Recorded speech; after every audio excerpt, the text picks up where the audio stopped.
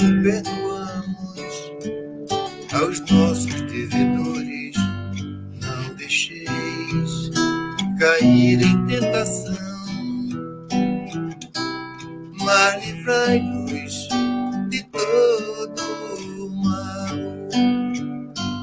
Não deixeis cair em tentação, mas livrai-nos de todo o mal.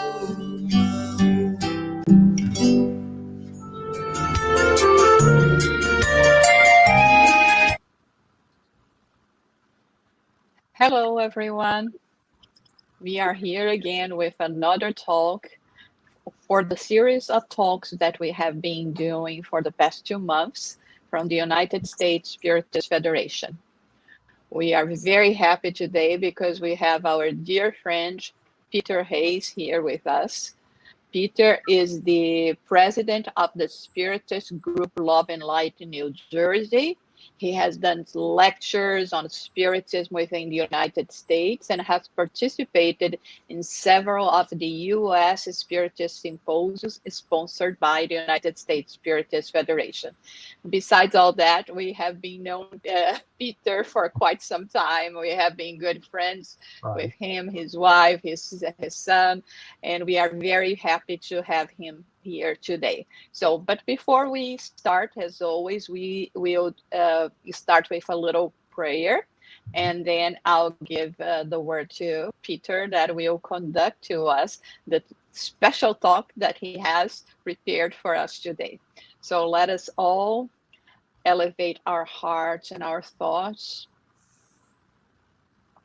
reaching out to our Heavenly Creator, asking for the blessings, for the guidance, for all this effort that we have been doing to disseminate love and enlightenment throughout this planet. May we be inspired by the words of Peter today. Take them to our hearts, but above all, may they become actions in our day-to-day lives. We pray for all the good spirits, the benefactors that have been assisting us in this journey. And for all of those that are now joining us, may they all feel the embrace of the good spirits, and may they all be inspired to become better each and every day. And we ask permission to start this meeting. So Peter now is with you. Mm-hmm. Hi there.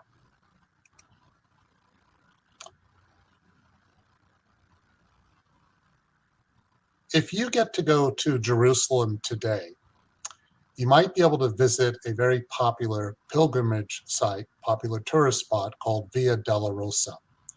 And Via Dolorosa marks the stations that make up the trial and the crucifixion of Jesus. And if you follow the path of Via Dolorosa, which is a kind of circuitous route, you will wind up at the end at the Church of the Holy Sepulchre. And if you go inside the Church of the Holy Sepulchre, you'll see a very ornate altar. That is the spot that is said to be where Jesus was actually crucified. Nearby this altar is the stone of anointment, or stone where Jesus' body was laid. And then near there is the sepulchre itself, the cave in which Jesus was buried. The sepulchre is connected to the story of the resurrection. And the resurrection essentially goes like this. Mary Magdalene and other women go to anoint the body of Jesus in the cave after the crucifixion. When they get there, they discover that the body is gone. And there's an angel that tells them that Jesus has risen, and Magdalene is told to go to the apostles and tell them to meet Jesus at Galilee. So they do this. And then what happens is that, and that's in the version of Matthew. In the version of Mark, it's slightly different. In Mark, Mary goes to see the apostles, tells them the body of Jesus is missing, and Jesus appears there and says, "Meet me at Galilee." So the apostles go to Galilee and they meet Jesus there. And then Jesus says the following before he ascends. In Mark, it goes like this. In Mark chapter 16, "Go into all the world and preach the gospel to the whole of creation." Matthew is a little different. In chapter 28, he says, "Go therefore and make disciples of all nations, baptizing them in the name of the Father and the Son and the Holy Spirit, teaching them to observe all that I have commanded you." These words in this moment is the inspiration for today's lecture.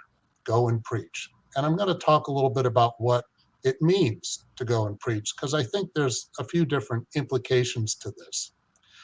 But these words inspired in Christianity the Great Commission, which meant to engage in ministry, engage in ministry work, missionary work, evangelization, and baptism. But also,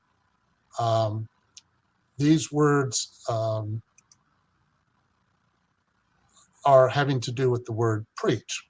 So what does preach mean exactly? Well, in the dictionary, preach means to deliver a sermon. Another meaning for the word preach is to urge acceptance or abandonment of an idea or course of action. So obviously, preach means to persuade. But fact is, the word preach, in English at least, and perhaps especially in the United States, can have a more pejorative meaning. For example, this is also in the dictionary. Preach can also mean to exhort in an officious or tiresome manner, so to be tedious. Preachify, to preach ineptly or tediously. And preachy would be marked by officious moral exhortation. So this is when preaching is not done well. But part of the purpose of the Great Commission, for instance, was to try and encourage and inspire people to follow the teachings of Jesus, of course. As I mentioned, it's an important pillar in Christianity. But the word preach has other implications, as I mentioned. But before I get there, I'm going to go back and ask a basic question. Why did Jesus, after he was crucified, appear before the apostles? Why did Jesus essentially need to tell them to go and preach? Didn't they know this already? I mean, the apostles spent a lot of time with Jesus. They were blessed by his presence, by the wisdom of his words. And yet he has to remind them to carry on. He had mentioned it many times before. Well, yes, he needed to remind them for a few reasons. First of all, when Mary Magdalene discovered that Jesus' body was missing, and Mary goes to tell the apostles, some of them didn't believe it. And when Jesus appears at Galilee, the apostles are waiting, and they still don't necessarily believe it. In other words, the apostles struggled with faith. And if you look at chapter 19 in the Gospel according to Spiritism, Faith Moves Mountains, it talks a lot about the importance of faith. And the Gospel, chapter 19, starts with the story from Matthew where a father whose son has epilepsy goes to Jesus and says, "Can you please help my son? I went to your apostles and your apostles were not able to help him." And Jesus gets a little impatient and he says, "Oh, unbelieving and perverse generation, how long will I remain with you?" And Jesus says, "Bring the boy to me."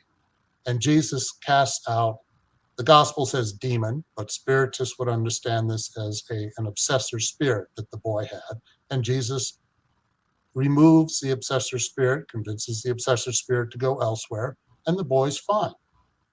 Now, the apostles are a little embarrassed about this, and they go to Jesus afterward, and they say, "Why couldn't we help the boy?"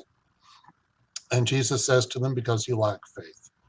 And then comes the famous expression or saying from Jesus about if you have just a faith as small as a grain of mustard seed, you can then move mountains, that nothing will be impossible to you. Now, the gospel talks in chapter 19, Faith Moves Mountains, about the nature of faith. It says that, first of all, regarding faith, we have to have confidence in our own faith. So the more we go through various experiences in life, the more we confront whatever struggles we have, the more we begin to develop a genuine confidence and belief in our own faith. And the gospel also points out that when Jesus says you can move mountains, it's not literally moving mountains. He's talking about the emotional mountains that we have within us, our own faults. For example, if we're predominantly selfish, if we give in to prejudices, let's say we're prone to believe in fanaticism. Those are mountains that we have to remove. Let's say we have a lot of pride. Though that's another mountain. So there's the personal mountains, but then there's life's obstacles. All the struggles that we go through that one can think of, all of those are mountains. Anything that any of us are confronting in our lives right now is a mountain. Chapter 19 also emphasizes that faith must be calm and confident because it's supported by reason. Again, Spiritism is a reasoned faith. It does not encourage blind faith. And the more we use our reason to arrive at our understanding of things and our understanding of why we're here on earth, then it's easier for us to develop a genuine faith that's calm. By contrast, if we have a wavering faith, that tends to feed on itself because it senses its own weakness. So if we're dishonest with ourselves in some way, if we're giving into blind faith, for instance, then we're more likely to have a kind of faulty faith. It's a little bit like in the chapter 7, I believe it is in Matthew, Jesus talks about our house, our emotional house, our spiritual house. Is it built on rock, which is solid, or is it built on sand, which is weak and will collapse when the winds blow, for instance? So when we have a genuine and solid faith, then our foundation is more steady. But having confidence in our faith does not mean being arrogant about it. And this is really important because there's positive confidence in which we feel more at peace and more calm. But then there's the not so positive confidence in which we have an exaggerated sense of importance. We have perhaps a lot of pride. We think we're better than everybody else and so forth. And that is not the point that's being emphasized in this chapter. There's an interesting comment made in chapter 19 of the Gospel, which basically talks about the power of faith. And it's saying that when we develop a genuine faith, we can sort of hook into a deeper energy, as it were. And this is, for example, relevant to pass giving. If you go into a Spiritist center and you want to receive a pass, the people who are administering the passes are people who have a good heart and they are wanting to serve God. What they're also doing is, ideally, is they're turning themselves over to the power of God. Pass givers are allowing themselves to be a vessel through which the power of God can flow through to help administer the pass. And so when we have genuine faith that this will occur and that we have genuine faith in God, and we accept that there's a lot of things that are being decided upon that we don't know anything about, that we don't have full awareness of our spiritual journey, for instance. When we develop that kind of faith, of trust in God, then we can allow the force that they have within, as it says here If all souls could be convinced of the force they have within, and if they generally want to place their will at the service of this force, they too could produce these so-called miracles, meaning, for instance, healing. And again, the key phrase here is at the service of this force. In other words, when we turn ourselves over to God and put our faith and trust in God, then the power of God can begin to flow through us. And the gospel, according to Spiritism, also points out that it wasn't, and I don't mean to suggest before that the apostles did not have faith. Yes, the apostles struggled with faith in Mark and Matthew and Luke and so forth, and John, but that doesn't mean they didn't have faith or wouldn't eventually have faith. In Acts, which follows the time after Jesus has left, in chapter 3, for instance, Simon Peter and John show up at the second temple, and there they see a man begging for alms, a man who is not able to walk, somebody who's been at this spot for a long time. And Peter looks at him and says, I cannot give you alms, but I will give you what I do have. And Peter holds out his arms and says, in the name of Jesus, walk. And Peter reaches and brings the man up to his feet, and the man can walk. And so the three of them go into the second temple together. And this gets noticed, and yes, this will eventually get Simon, Peter, and John into some trouble with the religious authorities at that time.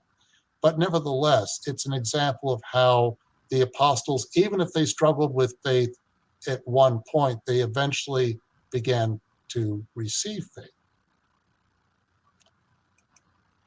And this is an important point about which the Gospel, chapter 19, also talks about.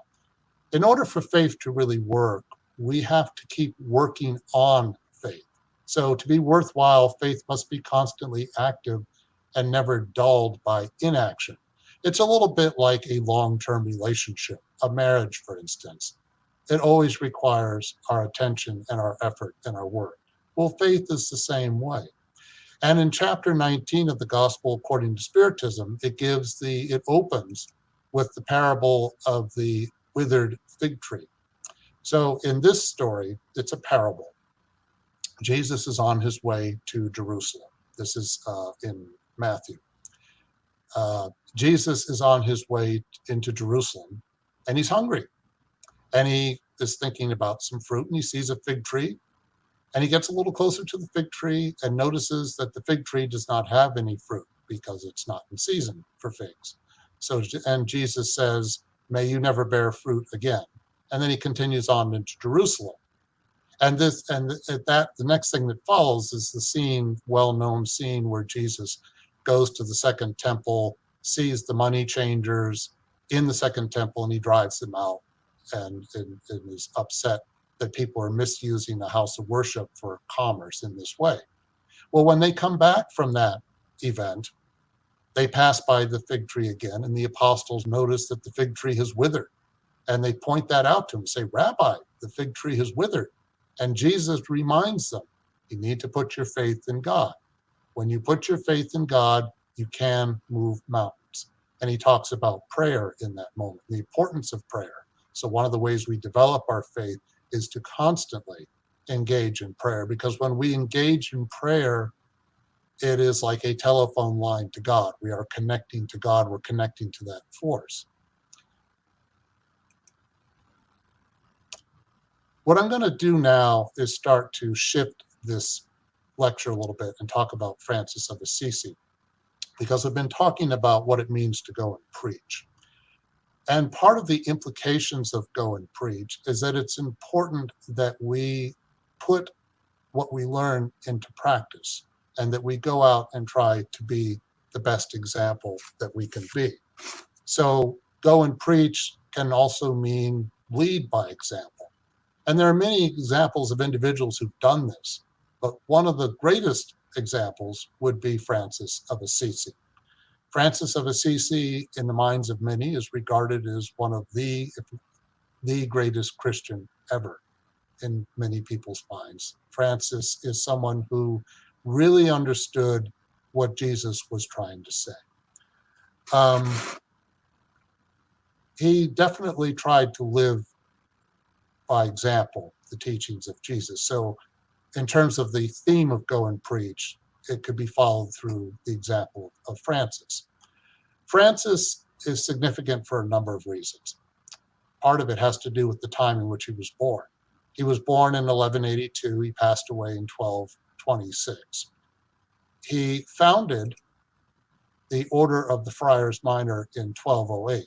And this order, about 2 years later, more or less, would be recognized and sanctioned by Pope Innocent III. Francis is significant in a number of ways because Francis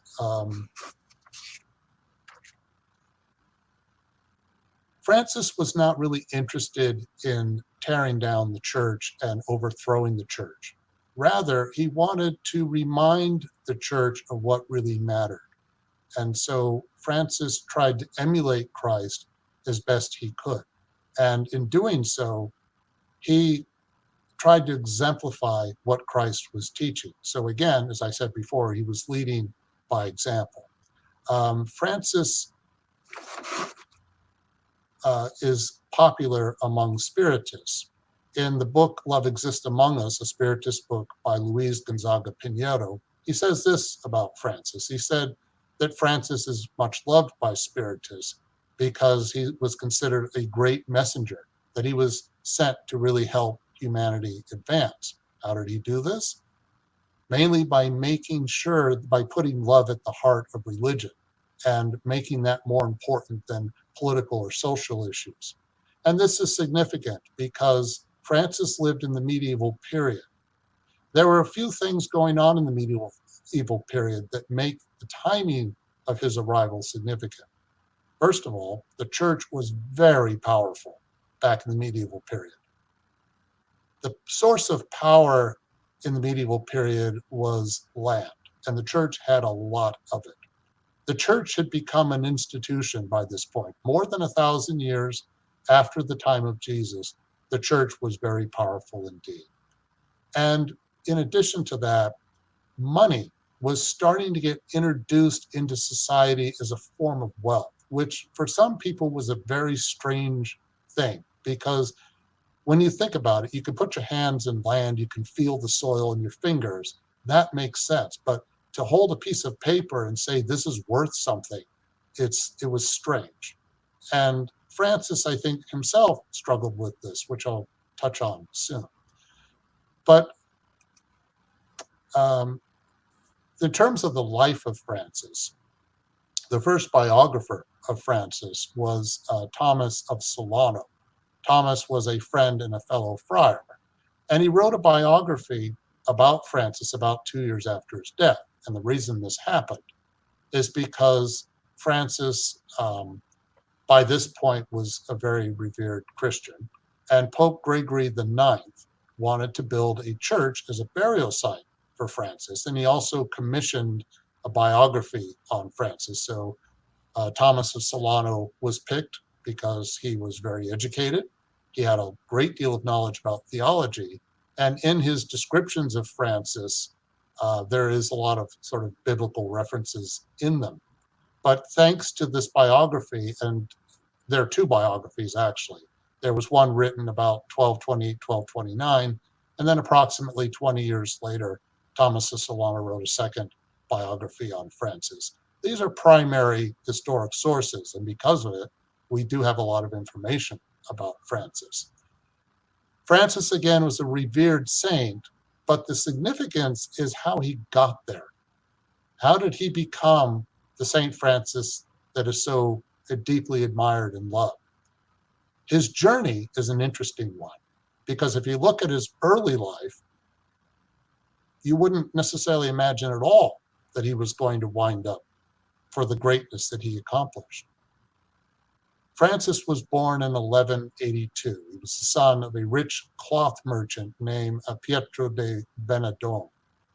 And Thomas of Solano talks about Francis's early life, and it's not really a compliment. He says that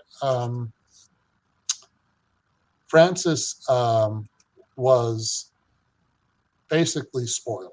So it says his parents reared him in accordance with the vanity of the age. In other words, his parents were well-to-do and they pretty much indulged him.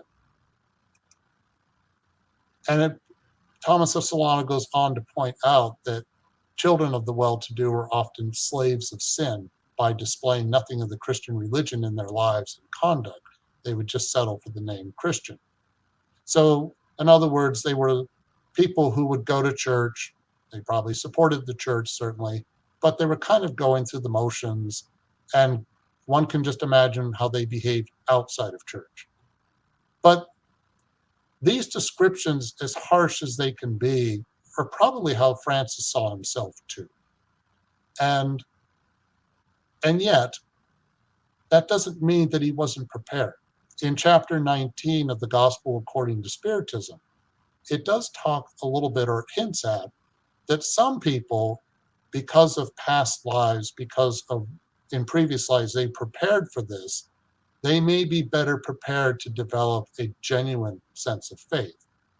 I'll put it this way, they could be more hardwired for faith. And Francis displayed examples of being more hardwired for faith, but not in the very beginning. If you look at the first 23 years of his life, from the time, say, he was a teenager up to about the age of 23, Francis was basically kind of a party animal. He wasn't mean, he wasn't vindictive, but he wasn't really doing much. He was like that withered fig tree. He was not producing anything of any great significance. But this was about to change. It happens when Francis is about 20. Francis is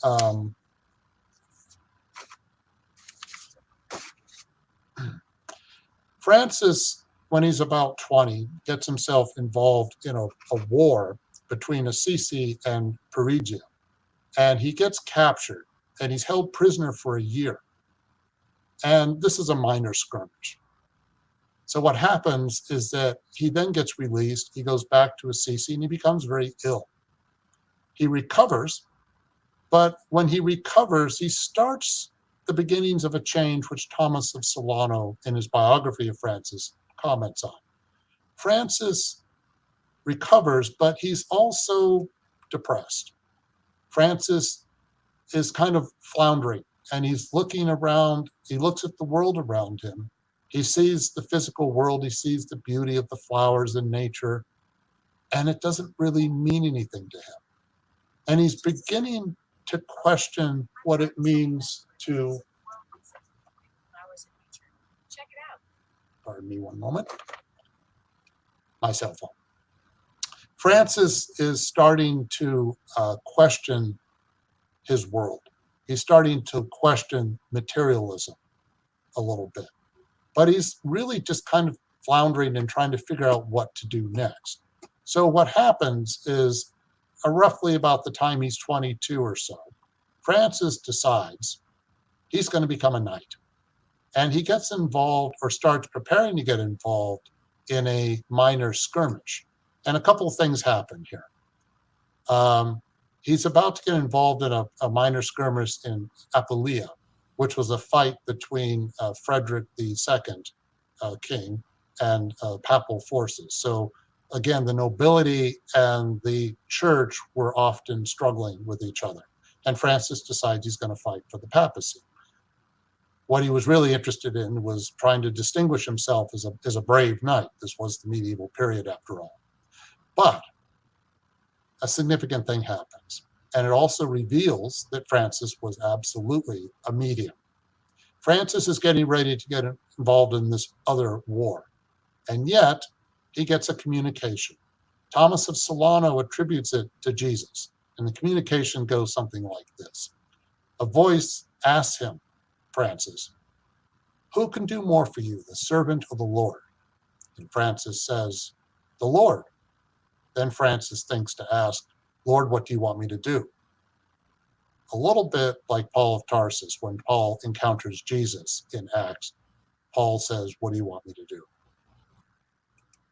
And the reply is, go back to the land of your birth, because I will fulfill your dream in a spiritual way.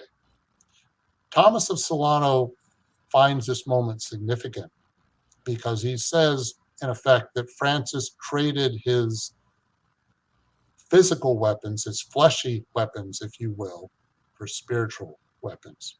So Francis has no idea what's coming next, but he gets out of this war. He says, I'm not going to fight, and he leaves, and he goes back to Assisi. But things are starting to change. He's starting to change from within. He begins to spend more time in solitude. There's an incident, a story, for instance, that he was with a friend. They go to a cave, and Francis talks about hidden treasure in the cave, and he's really talking about God, because Francis was praying, and he goes into the cave and he would pray to God by himself. He would pray. So Francis was doing this more and more. But also, Francis decides to go to Rome with a friend. And while he's in Rome, he's about to enter a church, but he sees a group of poor people outside the church who are begging for alms. And Francis decides to join them, which embarrasses his friend a lot. But Francis spends time, he eats with these group of poor people, he begs for alms along with them. He was trying to be more connected to them. And Thomas of Solano basically put it this way. He was saying that Francis was trying to connect more to the poor. It wasn't that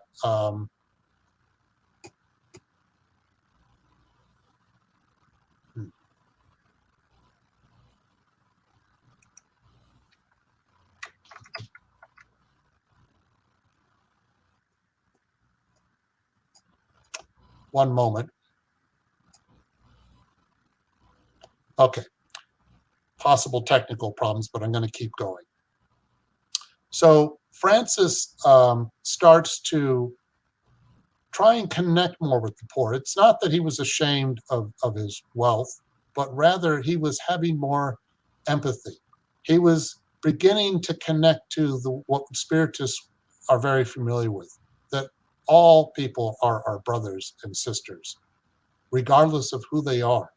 And so Francis was trying to work through one of his mountains, which was to be distant between himself and, say, poor people, because he, after all, came from a background of privilege. So Francis is trying to kind of go through that barrier. But also, what Francis does, and this is significant, is that he begins to care for lepers. Francis was repulsed by lepers. There is a moment that is described in his biography in which Francis is riding his horse and he comes across a leper. And Francis is like, oh God, do I really have to do this? Because Francis couldn't even stand the smell of lepers. But Francis knows what God wants him to do. So Francis gets off his horse. He gives money to this leper, which the leper was asking for. But then Francis goes one step further. What he does is that he one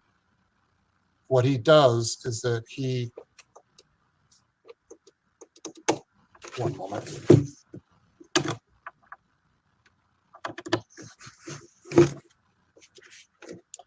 What Francis does is that he, besides giving money to this leper, he kisses the hand of this leper. So again, Francis is confronting his own inner mountains, if you will, by reaching out to someone that he would have been afraid to go near not too long before. And this begins to free Francis. So then what Francis does is that he has a significant moment. The next thing that happens to him is that Francis does work for his father. And he goes to a nearby town close to Assisi to sell cloth for his father.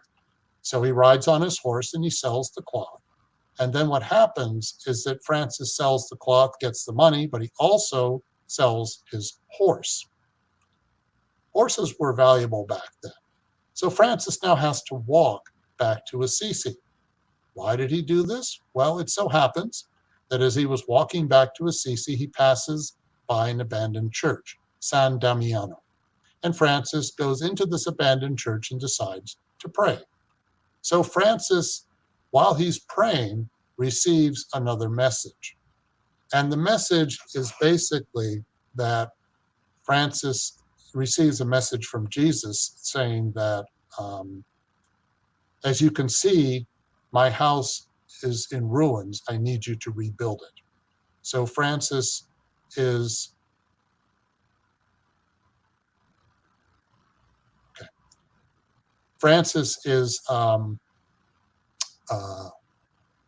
a little confused at this point about what to do. But what he does is that he decides he's being told to rebuild this church. So he starts to rebuild this church, only there's a little problem. The problem is basically this. He's using his father's money to rebuild the church.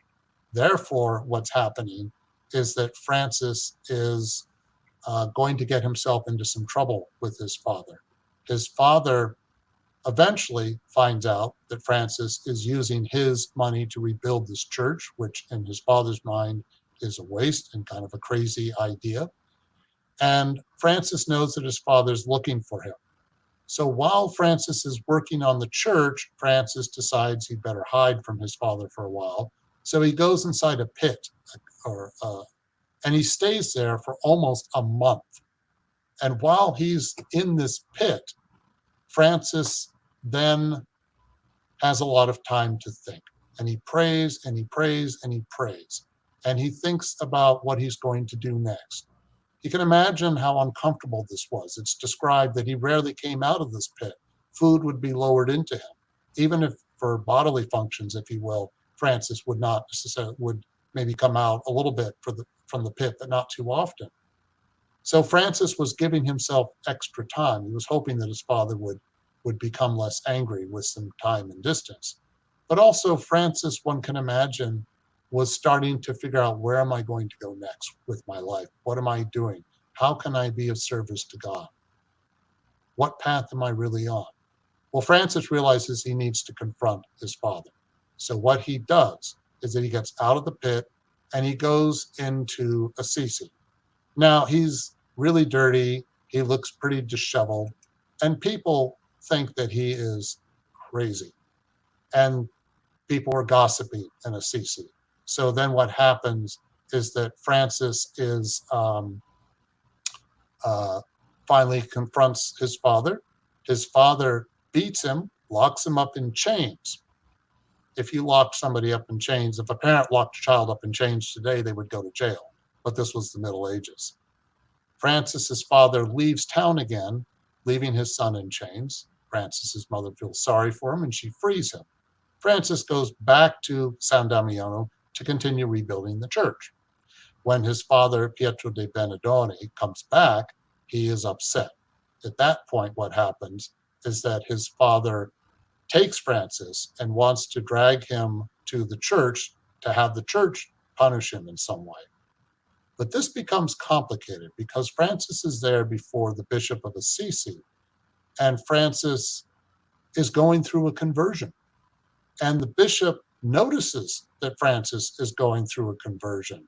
So the bishop is not necessarily thinking that the thing to do is to punish Francis the way his father wants. Then comes a very famous moment, one that maybe you've heard of. Francis decides in this open square in front of everybody, including the bishop, Francis takes off his clothes, and he then hands his clothes over to his father. Francis has decided that he is going to essentially relinquish everything that connects him to his father. In a way, what was happening here is that Francis was now really ready to emulate Christ, and that would mean embracing his spiritual family over his biological one. And you can imagine how painful that was for his parents. In the movie Brother, Sun, Sister, Moon, I had images of this before. There's a scene in that movie where Francis, after he's become a friar, goes back into his home and he sees his parents. And while there, he can see how sad they are, but he doesn't connect with them again. He just notices them from a distance and then he leaves. Francis realizes that he can't go back to his life that he had with his family. He now has a spiritual family instead. So he embraces radical poverty. And what he does, and it's described this way in the book Love Exists Among Us by Luis Gonzaga Pinheiro. He's pointing out that Francis's followers, what Francis inspired in people was that he wanted to emphasize that in choosing poverty, he wasn't saying wealth is bad. He was showing that wealth should be shared, but he was also trying to connect through love, and that's what was more important to him. People thought Francis was nuts, but at the same time, people were observing Francis, and they saw how happy he was. In spite of everything that he was going through, he seemed genuinely happy, and that began to catch on. He attracted some followers, and they finished building San Damiano. And in finishing San Damiano, this, by the way, would become a future home for Clare of Assisi, who was another very prominent Christian. I won't get into that now, but so there was a purpose in rebuilding this church. But the question still remains, what was the purpose of that message that Francis received through the cross or crucifix of Jesus in the abandoned San Damiano? As you can see, my house is broken. I need you to repair it, in effect. So Francis starts to think, what does it mean to repair the broken house? Well, Francis soon begins to find the order of the Friars Minor. And what happens is that Francis is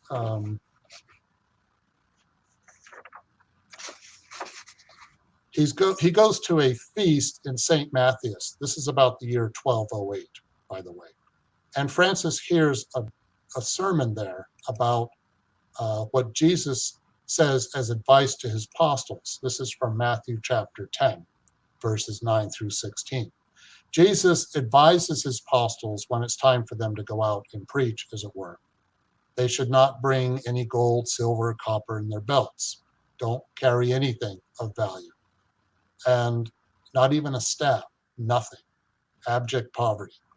And when you go to a village, look for anybody there who is worthy and see if you can stay with that person until you leave.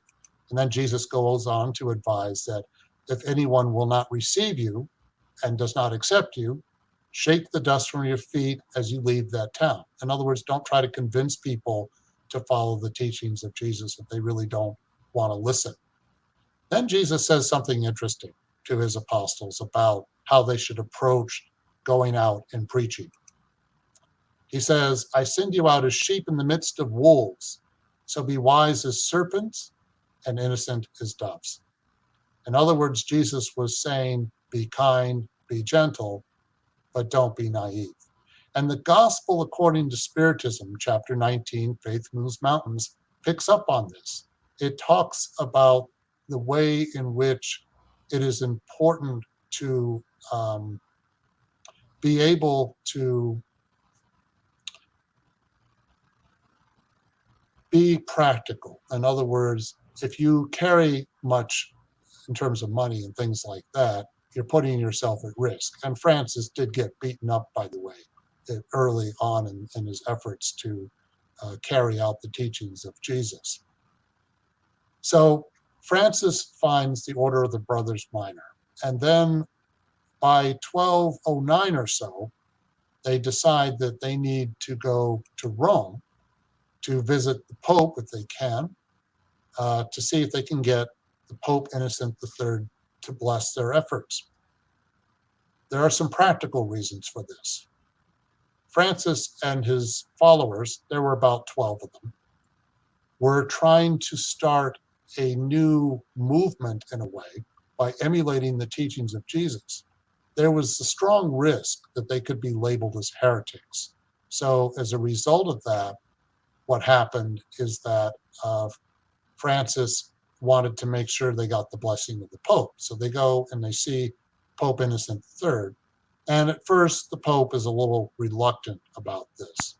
In the movie Brother, Sun, Sister, Moon, which is about the life of Francis, the way they showed this scene is that Francis and his fellow brothers go into this elaborate, ornate church, and there's all this clergy around who are the upper echelons of the church, and they all look like kings and princesses and so forth. And they're all staring at Francis with some suspicion and so forth. And then what happens is that Francis and his followers eventually are able to get a meeting with the Pope. And the Pope, historically speaking, this is what happened. The Pope took a while to be convinced, but he finally realized that Francis was genuine. And eventually, by 1210, Pope Innocent III blesses the Order of the Friars Minor. So in the movie Brother, Sun, Sister, Moon, the depiction of it is that the Pope talks about how Francis in many ways understood Jesus better than most people do, and that the institution of the church had taken over, become too powerful almost for its own good. But that's how it was. And the Pope in the movie, this is not historically accurate, by the way, but in the movie, Pope Innocent III gets down on his knees and kisses Francis' feet as a sign of humility and reverence for what Francis is doing.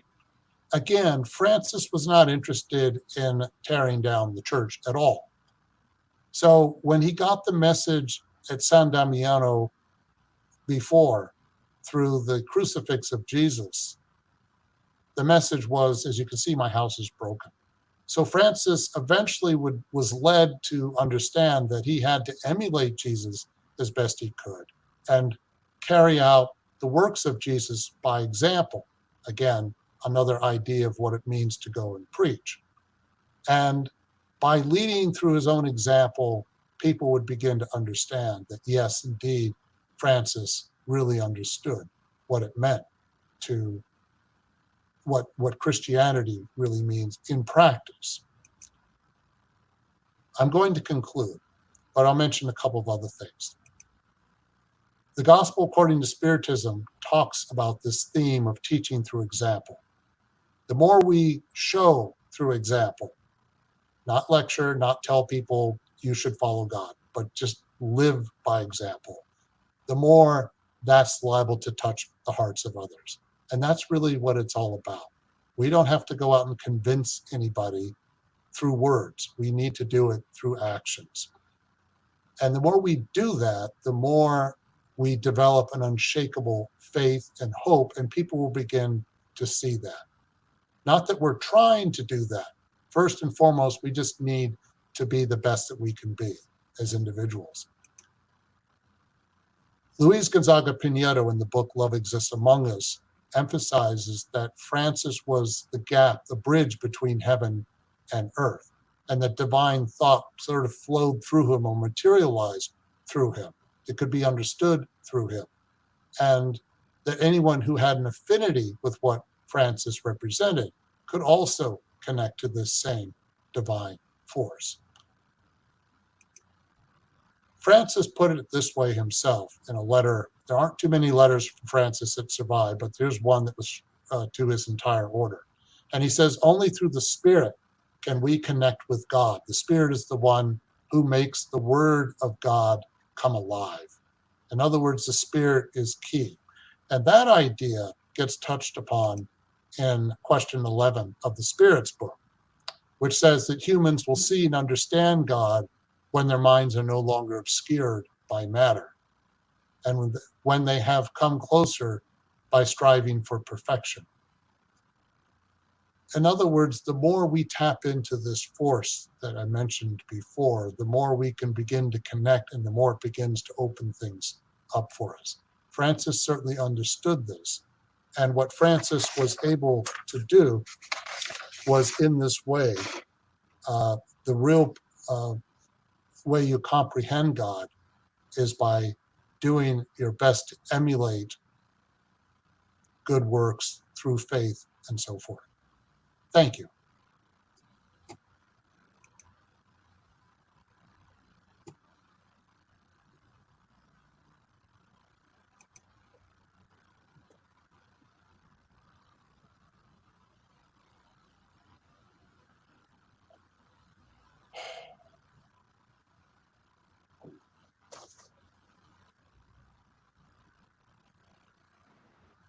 Sorry, I was muted here. Peter, thank you so much for your presentation. To me particularly, it was very special because I'm a great admirer of Francis of Assisi, and I try every now and then to review everything that he has done, all the commitments, and up to now, I imagine that for the average of us, it's so hard to follow in his footsteps as well. It's definitely a very special spirit that we know that has been helping and assisting us in our spiritual journey as well. And so we are very, very happy for your presentation, for everything that we learned today. And actually, you brought some new things I didn't know about this biographer, and it was really important for us to hear all of that. So if you feel like it, we would love if you could do our final prayer before we end our presentation today. Certainly, I'll be happy to. Dear God, dear Jesus, we are thankful for all the ways in which you are in our lives. We thank you for your guidance and your support. We ask that your light be able to work its way through us and through all those we come into contact with. May all of us have light on the inside so that we can spread light on the outside. Please bless the time that we are in by inspiring us to use our creativity, our faith, and our strength to guide ourselves through this period that we are in. Please bless all those who are struggling. May they be surrounded with peace, love, comfort, assistance, compassion. Please bless all of our brothers and sisters everywhere. Amen. So thank you everyone that has followed us yet again this Saturday, and go and preach.